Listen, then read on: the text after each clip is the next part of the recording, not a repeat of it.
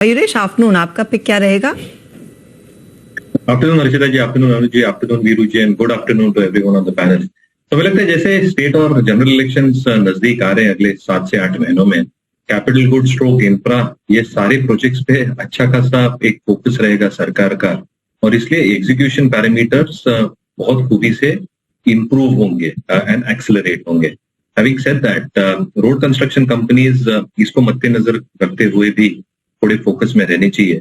Keep a focus on stocks like KNR construction और even PNC Infratech का। दोनों company की ऑर्डर बुक काफी तगड़ी है।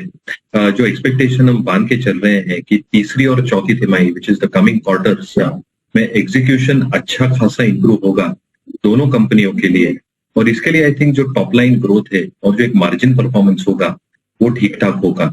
As far as leverage is concern, debt equity बहुत ज्यादा दोनों के बुक्स पे नहीं है, और जहां तक इक्विटी स्ट्रोक हैम का जो एक खुद का कंट्रीब्यूशन होता है, जिसे हम इक्विटी कंट्रीब्यूशन कहते हैं कंपनियों की तरफ से खुद, इसमें बहुत ज्यादा कुछ है नहीं over the next few quarters या अगले कुछ 2 सालों के लिए, विच प्रोबेबली मीन्स कि अगर ये प्रोजेक्ट्स टाइम पे कंप्लीट करते हैं तो कंप्लीशन बोनस तो मिलेगा ही मिलेगा, but with better execution cash flow improvements काफी तगड़े हो सकते हैं।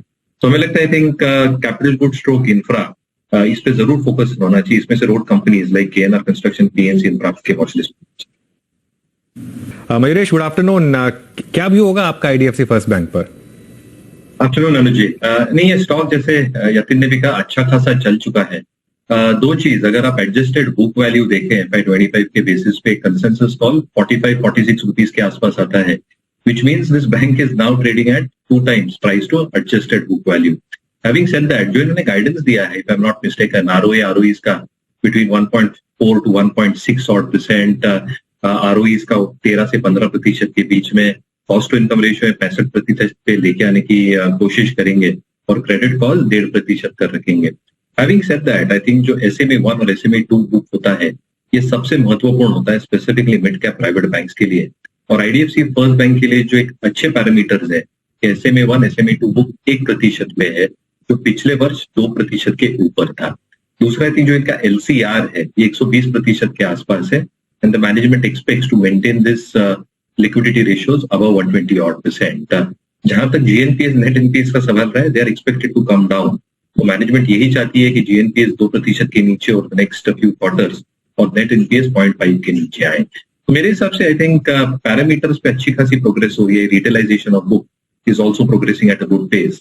हालांकि वैल्यूएशन थोड़े हायर साइड पे आ गए हैं, तो जिनके पास से बने रह सकते हैं with the QIP, obviously I think जो एक बूस्ट मिलेगी इन एडवांसेस ग्रोथ के लिए, I think that should be beneficial in terms of maintaining their ROAs and ROEs। और इसके लिए जो इन्वेस्टर्स इस स्टॉक होल्ड कर सकते हैं, fresh investors should probably wait for.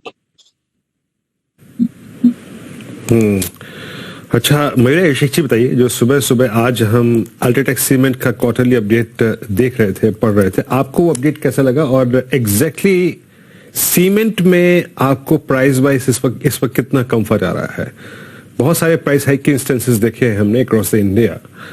अब आपको इस वक्त चेस करने लायक सीमेंट में कुछ लग रहा है क्या? Afternoon Viru ji. Again I think जैसे मैं ओपनिंग रिमार्क्स में मैं कह रहा था, इंफ्रास्ट्रक्चर ग्रोथ को जैसे चेस करेंगी काफी गवर्नमेंट टाइमलाइंस में अपने प्रोजेक्ट कंप्लीट करने, तो सीमेंट ग्रोथ भी आई थिंक अच्छी खासी होगी। इनपुट कॉस्ट डेफिनेटली बढ़े, तो आप पेटको प्राइसेस देखें, कुकिंग कोल प्राइसेस देखें, ये अच्छे खासे बढ़ चुके हैं। सो Q3 Q4 में एक जरूर इम्पैक्ट आएगा। हालांकि Q2 के हिसाब से जैसे अल्ट्राटेक ने भी अपना एक एस्टिमेट दिया है या गाइडेंस दिया है, अच्छी खासी ग्रोथ का गाइडेंस है।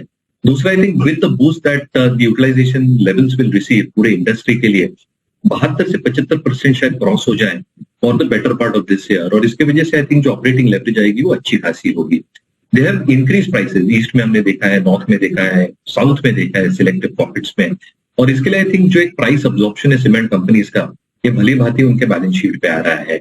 सो डिमांड स्टेबल रहेगी, क्योंकि housing infrastructure demand will ensure कि सीमेंट की वॉल्यूम ग्रोथ ठीक ठाक रहेगी, क्योंकि प्राइस हाइक्स ले रहे हैं B2B और B2C बिजनेस दोनों में। मुझे लगता है I think generally I think that should protect the EBITDA and EBITDA margins as well.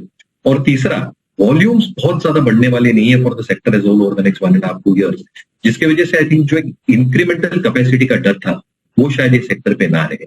UltraTech capacities बढ़ा रहा है, वैल्यूएशन थोड़े महंगे हैं, बट मुझे लगता है अभी भी I think large cap stocks में बेस्ट प्लेस्ड है।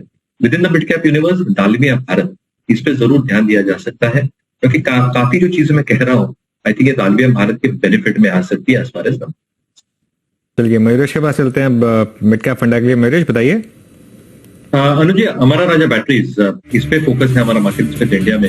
2-3 की ट्रिगर्स। एक, उन्होंने अभी रिसेंट अनाउंसमेंट की है कि उन्होंने जो लिथियम आयन बैटरीज की कैपेसिटी है 16 गीगावाट आवर्स जो गीगा फैक्ट्री डाल रहे हैं, यहाँ पे जो केपेक्स कर रहे हैं that is in the works और in the next few quarters this should start getting operational. तो ये जो ट्रांजिशन है प्योर लेड एसिड प्ले से towards EV batteries is well, जैसे इंडस्ट्री भी ट्रांजिशन हो रही है, मुझे लगता है थिंक ये दोनों प्लेयर्स हमारा और Exide are transitioning themselves very beautifully. तो I think this will take care of both two wheeler, three wheeler, four wheeler battery requirement जो इन हाउस मैन्युफैक्चरिंग होगी। दूसरा, I think in terms of expectations of how numbers will play out, दो चीजों पर dependent होता है। Obviously 70% उनका ऑटोमेटिव से आता है, 30% इंडस्ट्रियल से, which is largely telecom dominated, जो ठीक ठाक कर रहा है। Within automotive replacement market में जो इन्होंने प्राइस हाइक्स लिए हैं, they are I think through with their price hikes, क्योंकि लेड प्राइसेस अच्छी खासी बढ़ी थी। They are now declining, which is also benefit, क्योंकि इनपुट कॉस्ट जैसे घटती है मार्जिन पे उतना एक पॉजिटिव प्रभाव आता है। तो replacement demand is holding up very very well.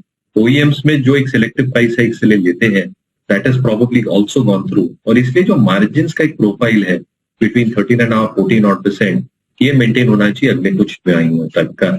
जहां तक कैपेसिटीज की बात रही, 2-व्हीलर्स 4-व्हीलर्स 16 से 25 मिलियन की कैपेसिटी है दोनों में, वो एक्सपेंड हो रही है टू 18 and 30। और मेरे हिसाब से आई थिंक जो वॉल्यूम स्ट्रोक वैल्यू ग्रोथ होगी ये अच्छी खासी हो सकती है। With input cost going down एक क्लियर ऑपरेटिंग लेवरेज आएगी और बहुत ज्यादा डेट बुक्स पे ना होने के कारण रिटर्न रेशियोज में अच्छा खासा सुधार आएगा। They should actually touch 17.5% in the next 2 years। तो हमें लगता है हमारा राजा पे एक जरूर फोकस रहना चाहिए। 720 का स्टॉप लॉस रखे, 624 का स्टॉप लॉस रहना चाहिए ट्रेड के लिए। क्लियर डिस्क्लेमर, ये stock research note through clients के पास लिए, मेरी पर्सनल होल्डिंग स्टॉक में।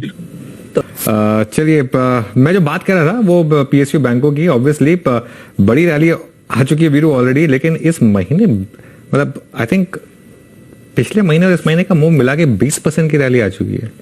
एक महीने का मूव देखिए आप, 15-16% का मूव, बहुत मतलब शॉर्ट टर्म में बहुत क्विक और बहुत फास्ट आया ये मूव। और मुझे याद है मैंने इस पर एक स्पेशल कवरेज भी किया था कि इस क्या कारण है जो पीएसयू बैंकों में एक बड़ी रैली आई, उसका जो प्री प्रोविजनिंग ऑपरेटिंग प्रॉफिट है वो पूरा का पूरा ट्रांसलेट हो रहा है नेट प्रॉफिट में, और क्यों अभी भी ये स्टॉक्स अंडर वैल्यूड लग रहे हैं।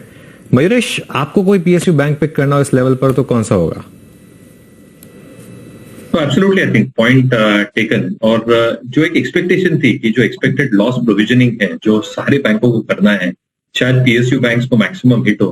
बट एक बात समझनी चाहिए कि टिल 23 यानी जो वित्त वर्ष खत्म हुआ है तब तक की जो प्रोविजनिंग हुई है वो अच्छी खासी हुई है for most PSU banks, large caps हो या मिड कैप्स हो। And because of that I think जो एक्सेलरेटेड प्रोविजनिंग होगी ये इनफैक्ट बैलेंस शीट को स्ट्रेंथन करेगी।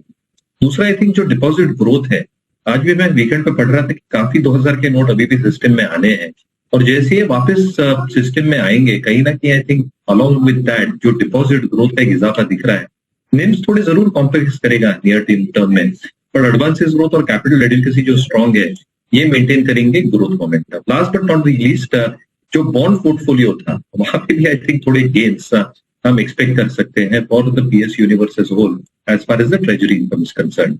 ये सारी चीजें मद्देनजर रखते हुए are best pick at market with India remains Bank of Baroda.